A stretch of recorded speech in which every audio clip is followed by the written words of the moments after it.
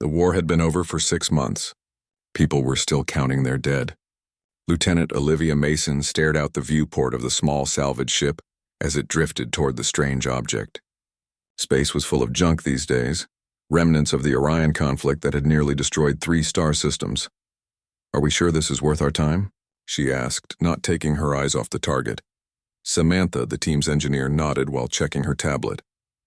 "Command says it's giving off energy readings they've never seen before. And it's been out here a long time, way before our war started." The object grew larger as they approached. It wasn't like any ship Olivia had ever seen.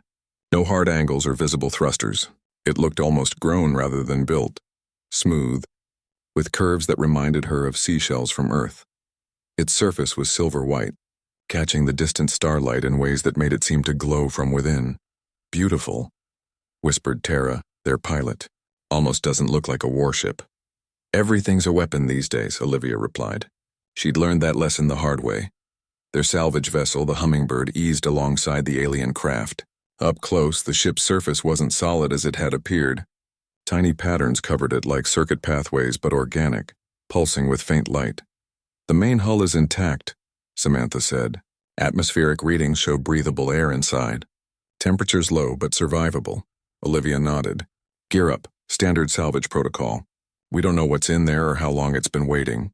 The team of 5 suited up. They wore light environmental gear with helmets that could seal if the air turned bad. Each carried a standard sidearm. Not that guns had helped much in the war. The real weapons were so much smaller now, invisible to the naked eye.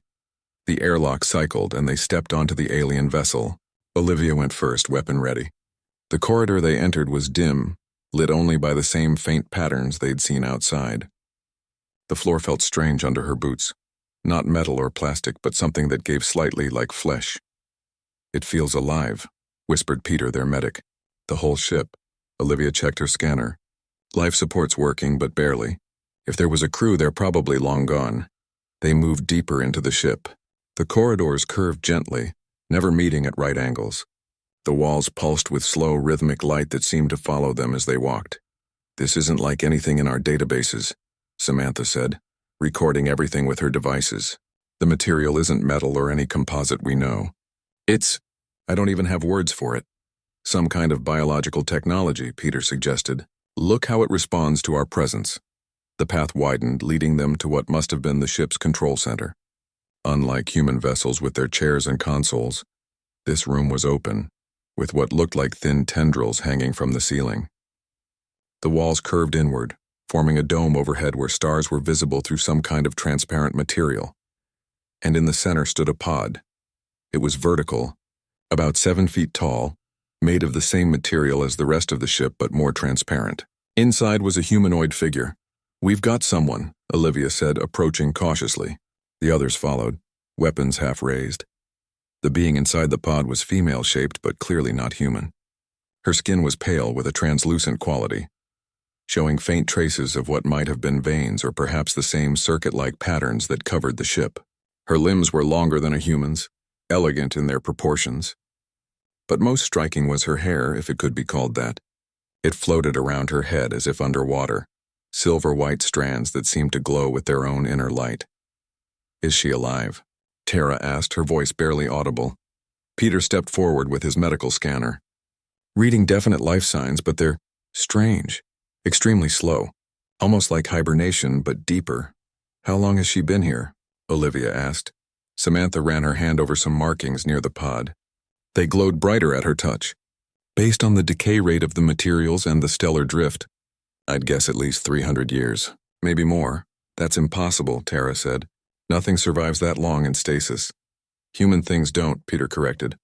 "We have no idea what her species can endure." Olivia stepped closer to the pod, studying the alien woman's face. Despite the inhuman features, there was something peaceful in her expression. Something sad, too. Olivia had seen that look before, on the faces of the last survivors of worlds that no longer existed. "Look at this," Samantha called. She had found what appeared to be a control panel. "These symbols keep changing." The others gathered around. The markings shifted and flowed like liquid, forming patterns that reminded Olivia of old Earth languages but were entirely unfamiliar. It's responding to our presence, Peter said. I think it's trying to communicate. Suddenly the ship shuddered. The lights pulsed brighter and a low hum filled the air. What did you touch? Olivia demanded. Nothing. Samantha backed away from the panel. It's doing this on its own. The pod in the center began to glow. The fluid inside drained away through unseen channels and the alien woman's hair began to move more actively, tendrils reaching out as if searching for something. Back to the airlock, Olivia ordered. Now! They turned to leave, but the door they had entered through was gone, the wall smooth as if it had never existed. We're trapped, Tara said, her voice rising with panic. The humming grew louder. The patterns on the walls pulsed faster, and the light from the pod grew almost blinding. The ship is waking up, Peter whispered. Or she is. The front of the pod dissolved, melting away like ice. The alien woman remained standing, eyes still closed, hair floating around her. Then slowly the glow dimmed. The humming faded to a gentle pulse. The alien's eyes opened. They were like galaxies, deep purple with specks of light that might have been stars. She looked at each of them in turn, her gaze finally settling on Olivia. The ship's systems are integrating with her, Samantha said, checking her scanner. They're the same thing. She's not on the ship. She is the ship. The alien tilted her head, watching them with those impossible eyes. Her lips didn't move, but Olivia heard something, not with her ears, but inside her mind. A whisper of sound like crystal chimes. She's trying to talk to us, Olivia said softly, but I don't think she remembers how. The alien took a single step forward, then stopped as if unsure. Her hair continued to float and sway, some strands reaching toward the ceiling where they connected with the hanging tendrils. Command will want her, Peter said quietly. Whatever she is, they'll want to study her. Use her, Olivia nodded, knowing he was right. After the horrors of the Orion conflict, the military would see only a weapon, a new technology to exploit. They wouldn't see the person she could sense behind those star-filled eyes. Tell them we found a derelict ship, Olivia decided. Automated systems only. Nothing living. The others looked at her in surprise. And what about her? Samantha asked, gesturing toward the alien. Olivia met the creature's gaze. We're going to help her, and maybe she'll help us understand what happened to her people. The alien woman watched them, her expression unreadable, but the lights around them pulsed once slowly, like a heartbeat, like a thank you. Olivia's plan failed. It took less than an hour for Command to realize what they had found. When their ship docked at Frontier Station Delta, armed guards were waiting. The alien woman was taken away before Olivia could protest. Lieutenant Mason, report to Admiral Weber immediately, a stern-faced officer told her. The Admiral's office was sparse and cold, like the woman herself. Weber had lost an arm in the war, replaced with a military-grade prosthetic that hummed softly as she tapped her metal fingers against the desk. Explain to me why you attempted to conceal. A first contact situation, she said without preamble. Olivia stood at attention. I was concerned about the alien's welfare, ma'am. She's been in stasis for centuries. She needs time to adjust. She needs to be studied, Weber corrected. That ship is unlike anything we've ever seen. Biological technology far beyond our capabilities. If it's a weapon, not everything is a weapon, Olivia interrupted, then added, Ma'am. Weber's eyes narrowed. The Orion conflict taught us otherwise, Lieutenant. Or have you forgotten what happened at New Terra? Olivia hadn't forgotten. She'd been there when the colony fell, seen what advanced technology in the wrong hands could do. What will happen to her? Olivia asked. She'll be treated humanely, Weber said, but she will be studied. And you, Lieutenant, will assist. You made first contact. She may respond to you. Olivia was surprised. You're not removing me from duty? Consider yourself reassigned. Report to Dr. Keller in Lab 7 tomorrow at 0800, dismissed. Lab 7 was in the station's secure section. When Olivia arrived the next morning, she had to pass through 3 checkpoints. The final door opened to reveal a large circular room.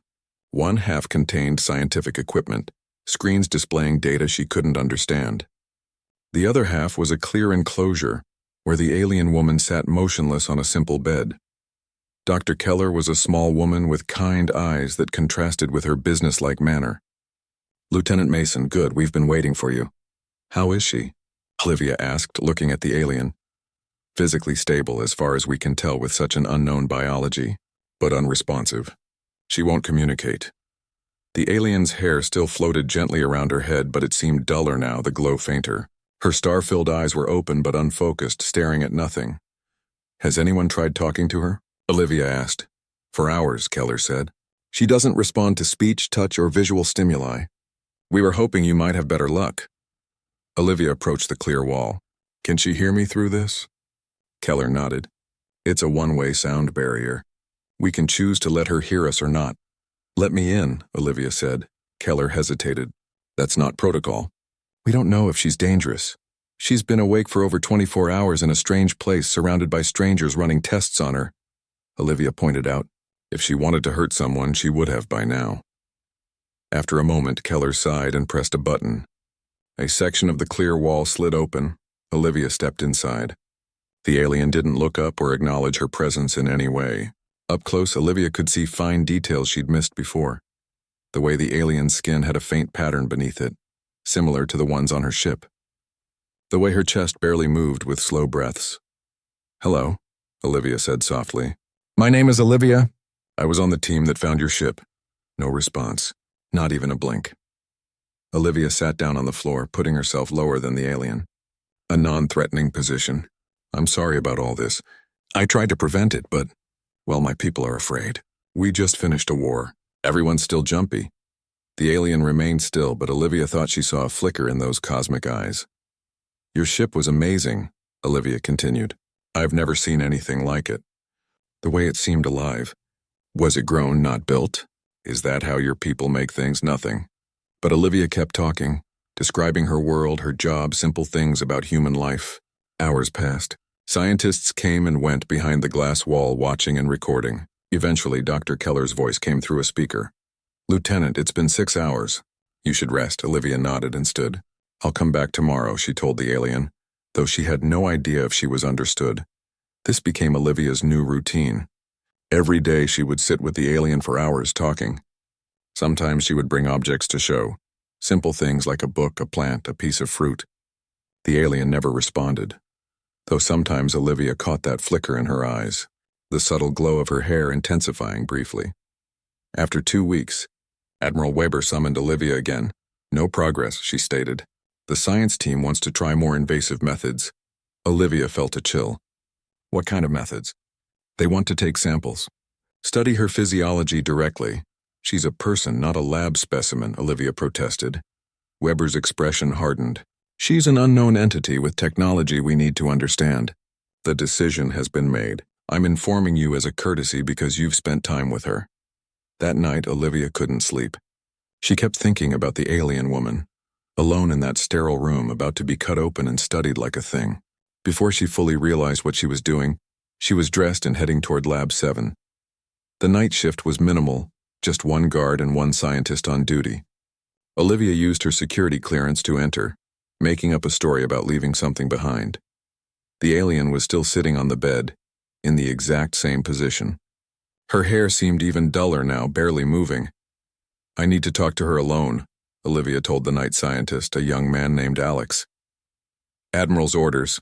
New approach. Alex looked doubtful. I don't have any notification about that. It just came through. Check with Dr. Keller if you want, but she won't appreciate being woken up. After a moment's hesitation, Alex nodded and left the observation area, giving them privacy. Olivia entered the enclosure. They're going to hurt you tomorrow, she said quietly. I don't know if you understand me, but I can't let that happen. The alien didn't move. Frustrated, Olivia sat beside her on the bed. Please, I need some sign that you understand. That you're still. In there, nothing. Olivia noticed that the alien's silver hair had become tangled, probably from lying in the bed. Without thinking, she reached into her pocket and pulled out a small brush she always carried. Your hair is tangled, she said, more to fill the silence than anything else. May I? No response, of course. But somehow it felt wrong not to offer. Gently, Olivia reached out and touched the alien's hair with the brush. The effect was instant and startling. The alien froze completely, becoming as rigid as a statue. Her eyes widened, and the glow of her hair flared suddenly bright, illuminating the room with silver-blue light. The patterns under her skin lit up like circuits, pulsing rapidly. Olivia nearly dropped the brush. I'm sorry. Did I hurt you? The alien slowly turned her head to look directly at Olivia. Her lips didn't move, but Olivia heard a voice in her mind, clear as crystal. Contact established. Integration beginning. You are the first to touch without intent to harm in 327 cycles. Olivia stared, not sure if she was imagining things. You can talk? Not as you do, but yes. I can communicate now that the connection is established. Connection? What connection? The alien's hand moved for the first time, gesturing to the brush still clutched in Olivia's hand. The neural pathways in what you call my hair. They are receivers and transmitters. When you touched them with that tool, it created a bridge. Olivia looked at the simple brush in wonder. A hairbrush created a psychic link? Your tool helped, but it was your intent that mattered. All others who have touched me since my awakening intended to take, to study, to use. You intended to help. That distinction allowed the connection. Olivia sat back, trying to process this. What should I call you? Do you have a name? The alien sent an image rather than words. A complex pattern of light that shifted and changed, impossible to describe in any human language. That's beautiful, but I can't pronounce it, Olivia admitted. There was a pause. Then, in your language, the closest meaning would be first light of a new star, but that is cumbersome. Dawn, Olivia suggested. It means the first light of morning on Earth. The alien considered this, then nodded slowly. Dawn, yes, I accept this designation. Olivia smiled. Dawn, can you tell me what happened to you? Why were you alone on that ship for so long? Dawn's eyes seemed to look beyond the room, beyond the station, to something infinitely distant. My people were at war, a war we were losing. I was sent away to preserve what could be saved. What was saved? Olivia asked. Dawn looked at her again, those cosmic eyes seeming to see straight through to Olivia's core. Me and what I carry within me. The last hope of the Lumine. The door to the lab suddenly opened. Alex returned, looking concerned.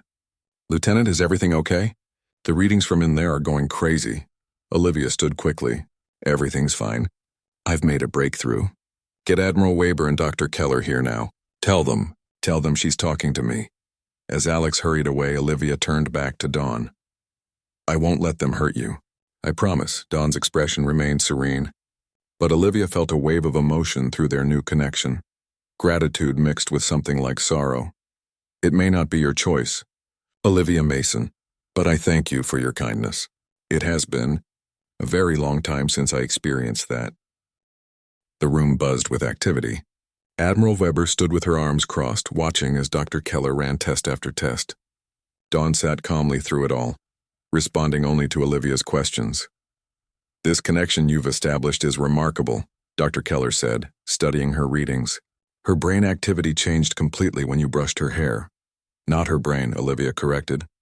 Her neural network. It's throughout her body but concentrated in her hair. Weber frowned. And she'll only speak to you? She'll only speak through me, Olivia explained. Her species doesn't use verbal communication. They use something like telepathy, but it needs physical contact to establish. Convenient, Weber said, her voice heavy with suspicion. Dawn's voice flowed into Olivia's mind. She fears what she cannot control. Olivia didn't relay this comment. Instead, she asked, Can you tell them about your people? The Lumine? Dawn closed her eyes briefly. When she opened them, the patterns beneath her skin glowed brighter. My people evolved in a star system with unusual radiation, Olivia said, translating Dawn's thoughts. It affected our development. We became photosynthetic, drawing energy from light. Our technology grew from this ability. We learned to manipulate energy and matter at a fundamental level. Dr. Keller looked fascinated. They created organic technology? Ships that were alive? Dawn nodded, and Olivia continued. Not exactly alive as you understand it, but not separate from us either. Extensions of ourselves. Weapons? Weber asked immediately. Olivia felt Dawn's hesitation. Yes, she translated reluctantly. We had weapons. We needed them. Against whom? Weber pressed. Dawn's mental voice grew heavy with sorrow. Those who came to take what we were. To harvest us. They called themselves the Ascended, but we called them harvesters. They wanted our biological technology, our connection to energy and matter. They believed consuming it would make them gods. The room fell silent. Finally, Weber asked, Did they succeed? They destroyed my world, Dawn replied through Olivia. I do not know if any others escaped besides me. I was sent away with specific purpose. To preserve and to find help. Help against these harvesters? Weber's interest was clearly piqued. If they still exist, yes. But it has been many cycles. Perhaps they are gone. Weber turned to Dr. Keller. I want a full report on her capabilities. If these harvesters are still out there, we need to know what we're dealing with. After they left, Olivia sat beside Dawn. I'm sorry. I know this is overwhelming. Your people are not so different from mine, Dawn replied in Olivia's mind. Curious, afraid, hoping to protect themselves. They'll want your weapons technology, Olivia said bluntly. I know. All species do. It is why I was hidden for so long, why I was sent so far from home. Olivia hesitated, then asked the question that had been bothering her. You said you were sent with a specific purpose.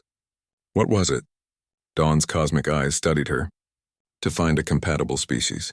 One that could help us fight back. One that could join with us. Join? You mean an alliance? More than that. A true joining.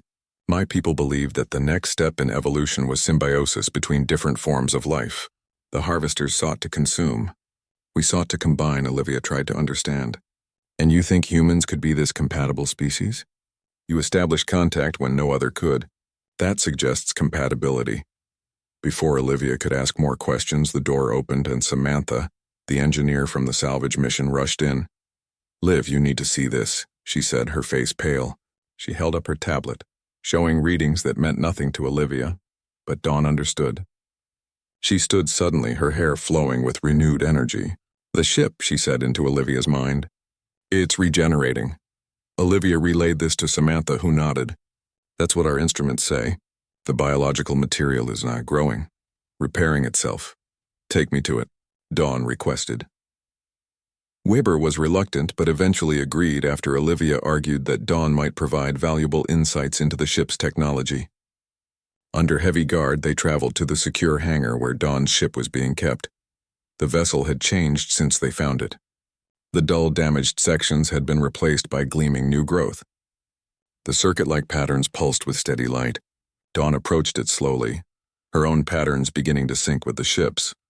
It recognized my awakening, she told Olivia. It has been healing itself, preparing. Preparing for what? Olivia asked.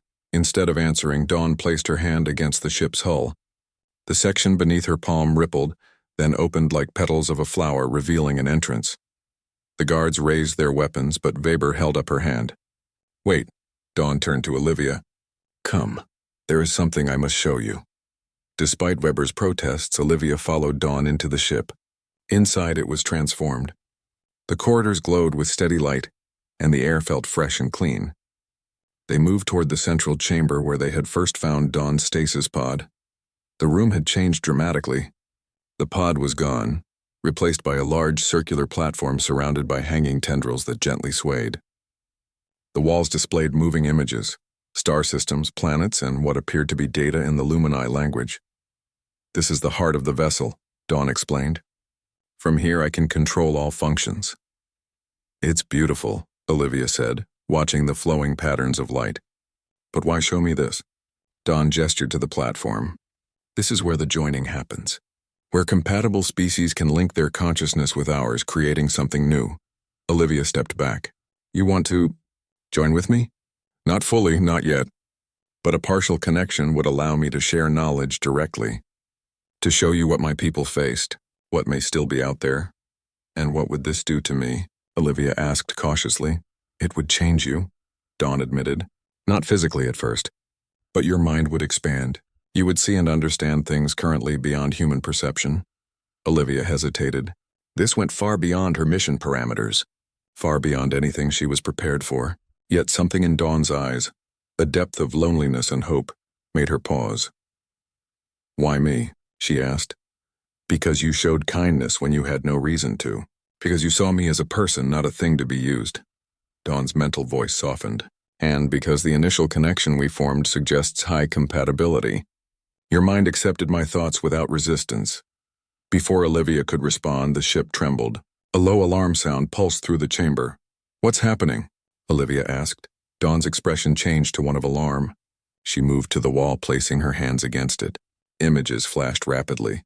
Star charts, energy readings, what looked like sensor data. No, Dawn whispered in Olivia's mind. It's not possible. What is it? Dawn turned her eyes wide with fear. A signal. From deep space. A harvester signal. After all this time, how?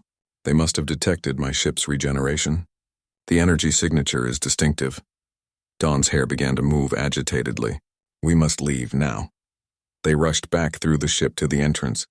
Outside, chaos had erupted.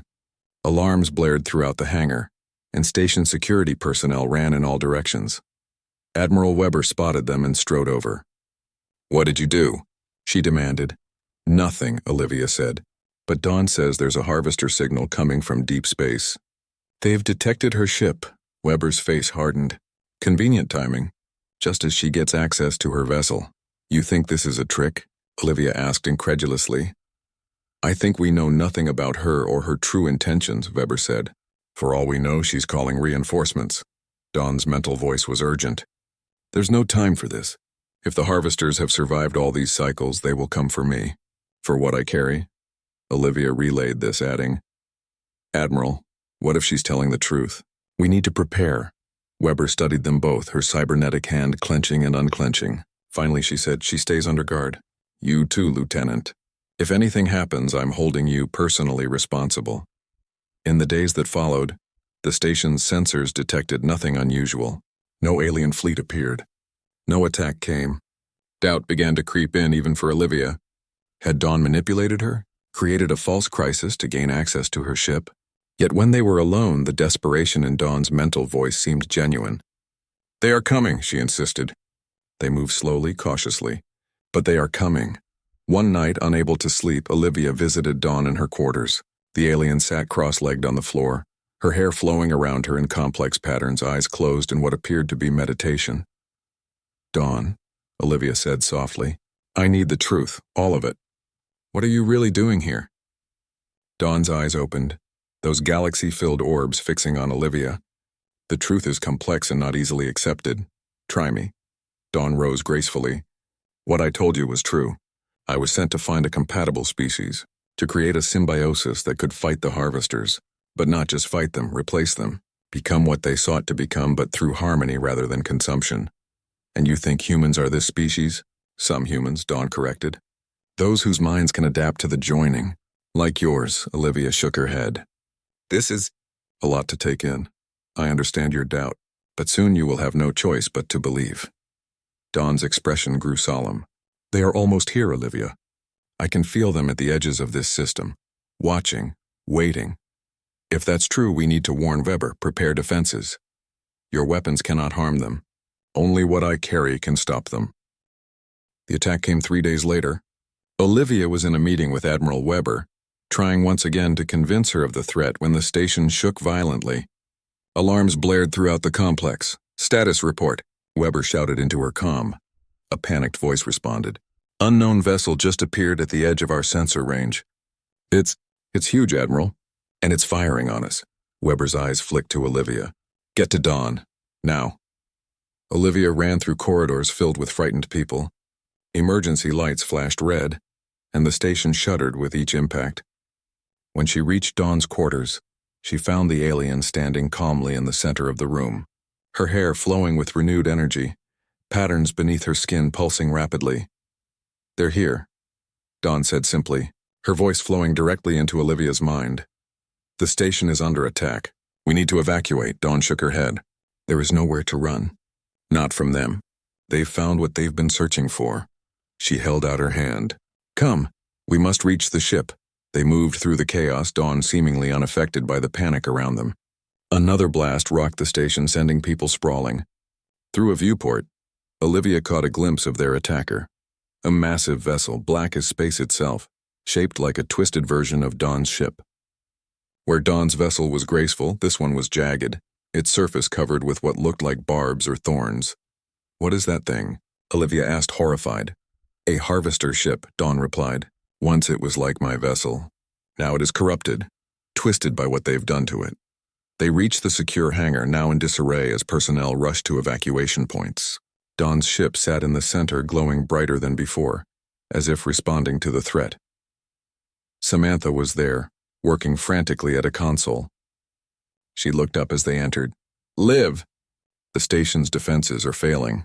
That thing out there is cutting through our shields like they're not even there." "We need to leave," Olivia said. "On Dawn's ship." Samantha looked between them. "Weber ordered all vessels grounded. Weber doesn't understand what we're facing." Olivia gripped her friend's shoulders. "Sam, trust me. That thing out there isn't here for the station. It's here for Dawn. And if they get her, what happens next will be far worse than losing one station." After a moment's hesitation, Samantha nodded. "What do you need me to do?" "Open the bay doors. Then get to an escape pod. What about you?" Olivia glanced at Dawn, who stood waiting by her ship. "I'm going with her." Samantha's eyes widened. "Liv, you can't. I have to. I'll explain when I get back." Olivia hugged her friend quickly. "Now go."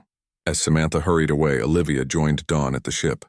The hull opened at Dawn's touch, creating an entrance. Inside, the vessel hummed with energy, the walls pulsing with light that matched the patterns on Dawn's skin. "What's the plan?" Olivia asked as they moved toward the central chamber. "We must reach the Cygnus Rift," Dawn said. "It's where the last of my people may be hiding. They will know how to fight the Harvesters. And if they're not there," Dawn's cosmic eyes met hers, "then we are the last hope." The ship trembled as another blast hit the station. Dawn moved to the circular platform in the chamber's center, her hair beginning to spread out, connecting with the hanging tendrils. The walls around them came alive with displays showing the station, the attacking vessel, and the stars beyond. "I need your help," Dawn said. "My connection to the ship is weak after so long in stasis. I need a navigator while I focus on defense." Olivia hesitated. "I don't know how to fly this thing." "You don't need to know." Dawn held out her hand. "The ship will guide you. You only need to direct your thoughts." Taking a deep breath, Olivia took Dawn's hand. Immediately, a current seemed to flow between them, not painful but intensely strange. The room around her seemed to expand, and suddenly she could feel the ship as if it were an extension of her own body. She could sense its systems, its capabilities, the energy flowing through its organic circuits. "This is incredible," she whispered. "Focus," Dawn urged. "We need to leave before the station is destroyed." Olivia concentrated on the need to depart, to slip past the Harvester ship. The vessel responded, systems engaging. Through the displays, she watched as the bay doors opened to space. "Admiral Weber to Lieutenant Mason." Her comm unit crackled. "What the hell do you think you're doing?" "Saving us all, Admiral," Olivia responded. "That thing out there is after Dawn. We're drawing it away from the station." "You are disobeying direct orders, Lieutenant. Return immediately or—" The communication cut off as the ship glided out of the hangar, moving with a grace that belied its size. Ahead, the Harvester vessel loomed, a dark blot against the stars. It was enormous, at least 5 times the size of Dawn's ship, its surface bristling with what looked like weapons. "They see us," Dawn said, her voice tense in Olivia's mind. The enemy ship turned, its attention shifting from the station to them. A beam of dark energy lanced out, narrowly missing as Dawn maneuvered their vessel with precision. "Can we fight back?" Olivia asked. "Not directly, not yet. First we run." The ship accelerated, streaking away from the station. The Harvester followed, firing again and again. Dawn evaded most attacks, but one blast caught their rear section, sending them spinning. Alarms sounded throughout the ship, and Olivia felt a surge of pain through her connection with Dawn. The alien gasped, her patterns flickering. "You're hurt," Olivia exclaimed. "The ship is damaged," Dawn corrected. "I feel it as you would feel a wound." They stabilized, continuing their flight, but the Harvester kept pace. It fired again, another hit sending tremors through the vessel. "We can't outrun them," Olivia realized. "We need to fight." Dawn's expression was grim. "To fight them, I must fully integrate with the ship, and I need your help to do it." "Tell me what to do." "Join with me," Dawn said. "Not fully, but enough to support the ship's systems while I channel my energy into defense." Olivia hesitated only briefly. "Do it." Dawn's hair tendrils extended, connecting with Olivia's temples, neck, and wrists. The sensation was different this time. Not just a mental connection, but something deeper, as if Dawn's consciousness was flowing into her, merging with her own. Suddenly, Olivia could see the ship's systems with perfect clarity. She understood instinctively how to control its movement, its life support, its sensors. Dawn, meanwhile, channeled her energy into what Olivia now recognized as weapon systems. But unlike any weapons she had ever known, The ship changed around them, reconfiguring itself. The walls thinned, becoming transparent, giving them a 360-degree view of space. The harvester loomed behind them, closing fast. "Now," Dawn said, her voice strangely distant.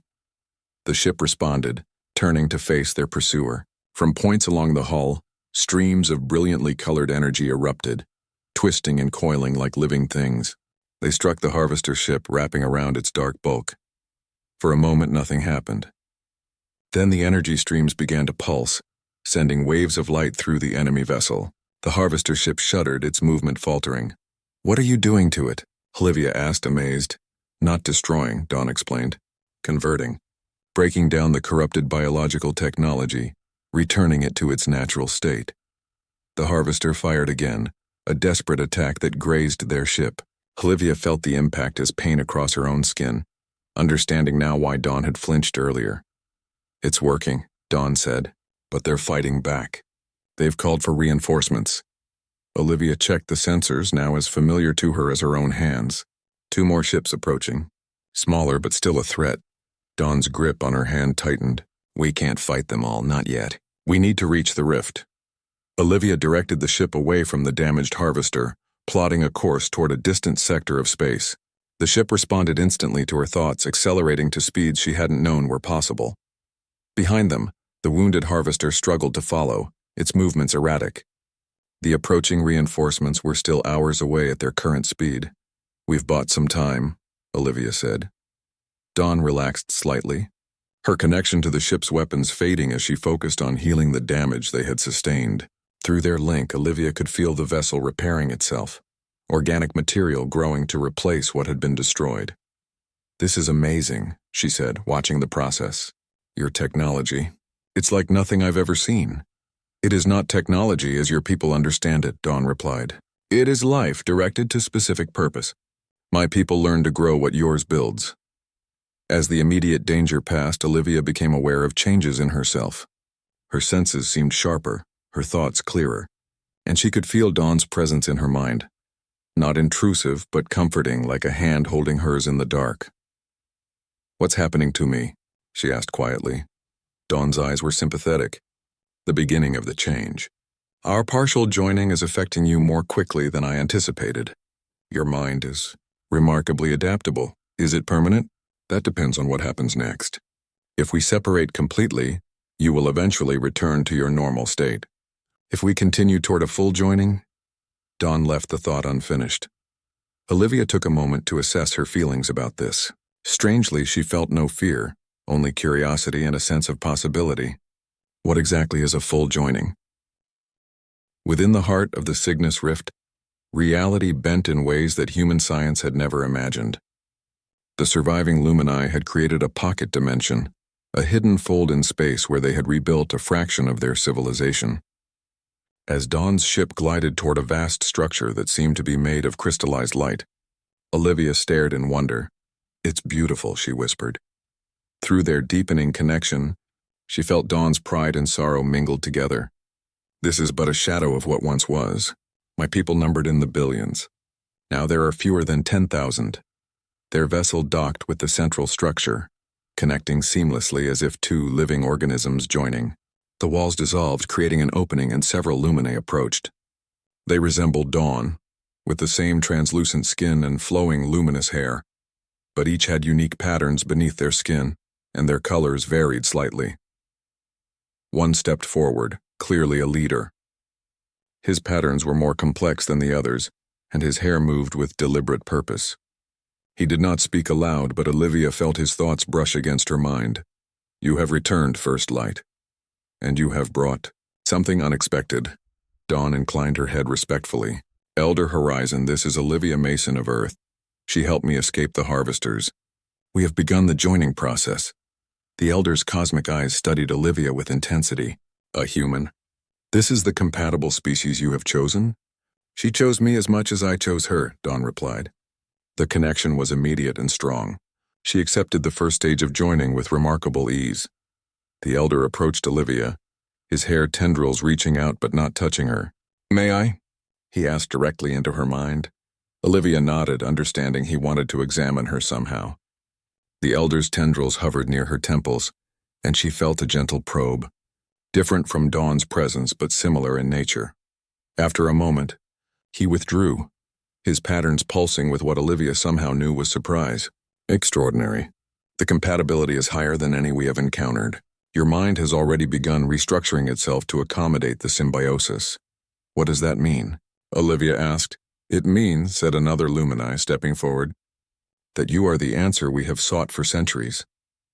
This newcomer was smaller than the others, her patterns simpler but somehow more intense.